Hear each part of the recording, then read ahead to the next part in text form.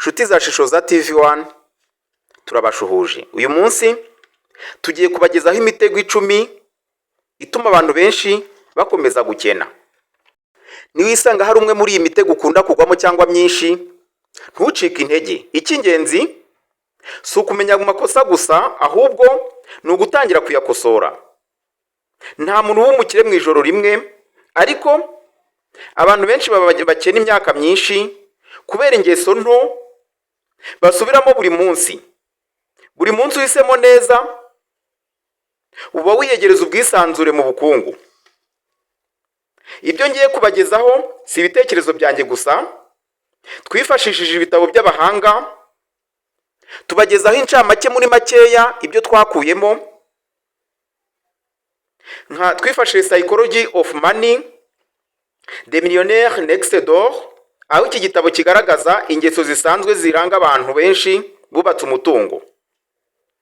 The Richest Man in Babylon, cyanditswe mu 1926.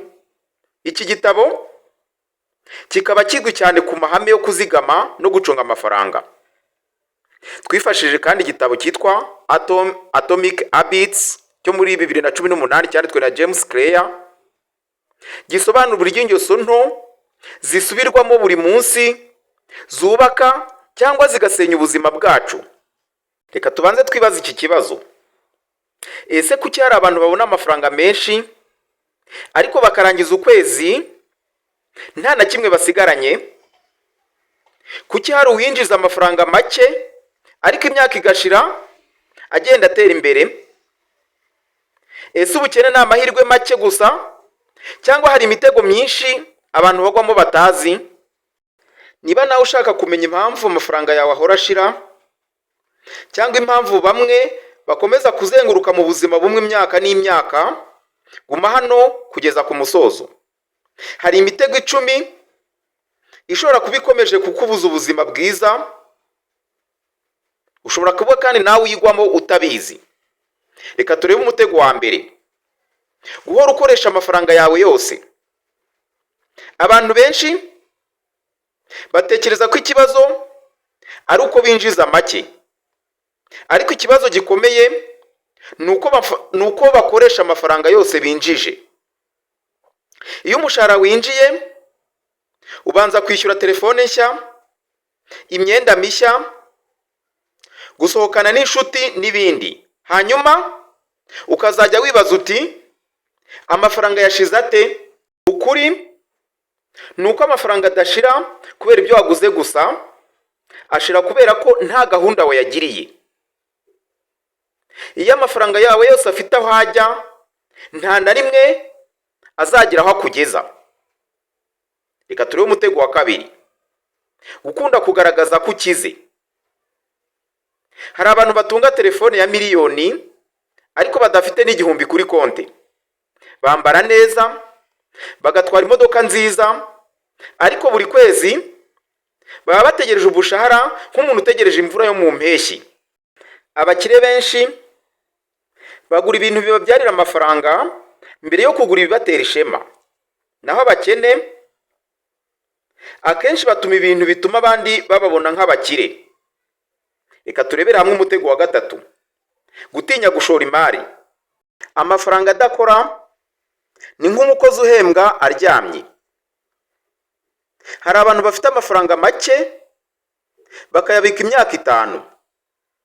Iyo babwiye gushora imari baragira bati, ese ntiyahomba nkabura na duke nari mfite, bagahitamo kuyabika.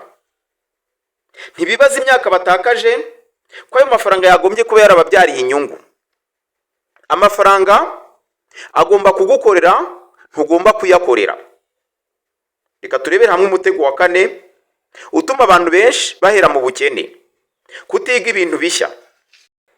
Hari uwarangije amashuri imyaka 15 ishize, ariko kuva icyo gihe nta gitabo na kimwe yongeye gusoma. Isi irahinduka buri munsi, tekinoloji ihinduka buri munsi, kandi mu nzego zose.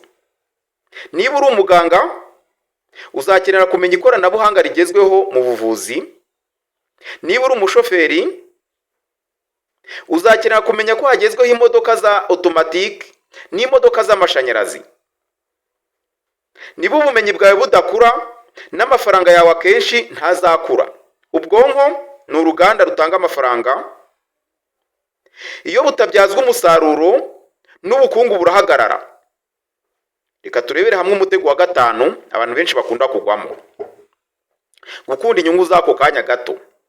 Uyu munsi urarya amafaranga yose kugira ngo wishime, ejo uzabureho kwishyura ibyo ukeneye. Abantu benshi bahitamo ibyishimo by'iminota 30 aho guhitamo inyungu z'imyaka 30. Niyo mpamvu uzasanga abantu benshi bamara amasaha 2 bareba video kuri YouTube, kuri TikTok n'ahandi, ariko nta minota 20 yo gusoma igitabo bafite, kubera ko video kuzireba barishima ku kanya. Inyungu y'igitabo iza gake gake, iza mu gihe kiri imbere. Iyo udashoboye gutegereza amafaranga yawe, nayo ntazigera gutegereza. Reka turebere hamwe umutego wa gatandatu: kugira imyenda myinshi. Hari abantu bahembwa ku wa gatanu, ku wa gatandatu bagatangira gufata amadeni mashya, ku wa mbere bagatangira gutegereza uko bazishyura. Amadeni yo kugura ibintu bidatanga agaciro, bidatanga umusaruro, ashobora kugukereza imyaka myinshi mu bukungu, uhora inyuma. Reka turebere hamwe umutego wa karindwi: gutekereza ko uzakira mu mahirwe gusa.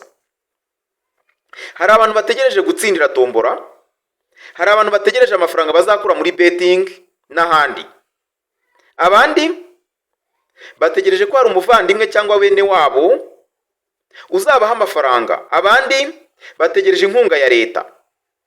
Reka nkubwize ukuri, nta muntu uzagukiza, kandi wibuke ko akimuhana kaza imvura ihise.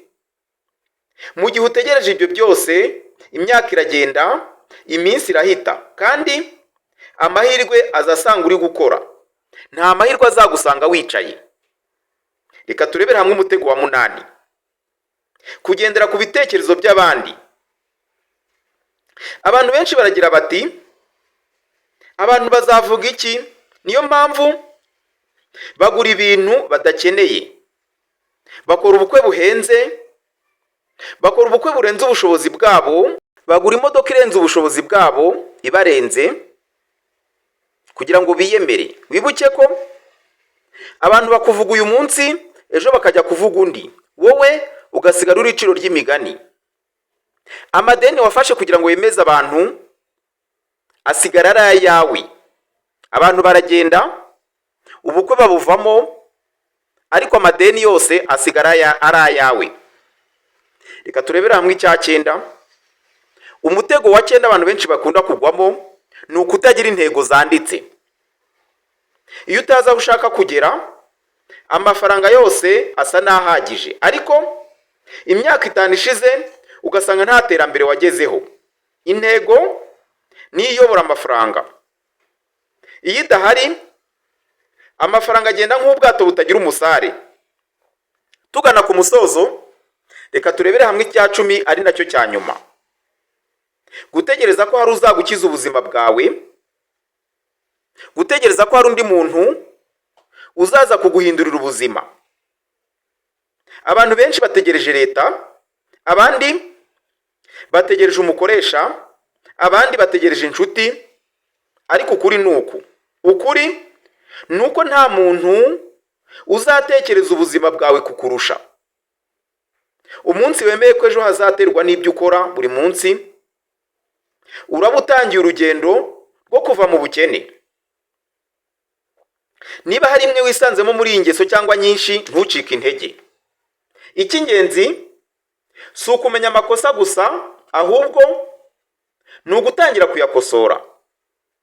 Nta muntu uba umukire mu ijoro rimwe, ariko abantu benshi baba bakene imyaka myinshi kubera ingeso nto basubiramo mu buzima bwa buri munsi.